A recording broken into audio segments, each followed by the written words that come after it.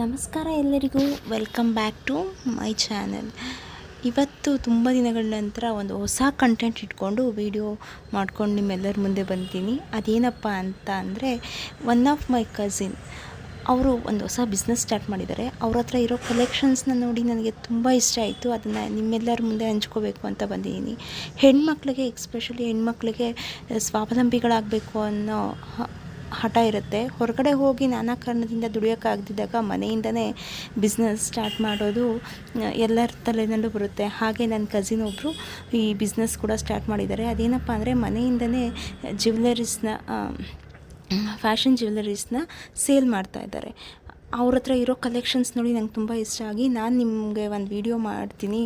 ನನ್ನ ಚಾನಲಲ್ಲಿ ನಿಮ್ಮ ಹತ್ರ ಇರೋವಂತಹ ಜ್ಯುವೆಲರೀಸ್ನ ನಾನು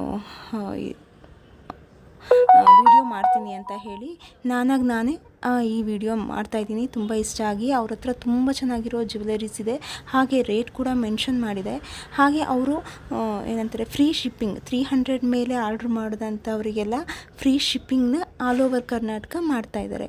ನಿಶ್ಚಿಂತೆಯಾಗಿ ಮನೇಲಿ ಕೂತಿದ್ದ ಜಾಗದಲ್ಲೇ ನಮಗೆ ಇಷ್ಟ ಆಗಿರೋಂತಹ ಜ್ಯುವೆಲರಿನ ತಗೊಳ್ಳೋ ಸದಾವಕಾಶ ಇಲ್ಲೊಂದಿದೆ.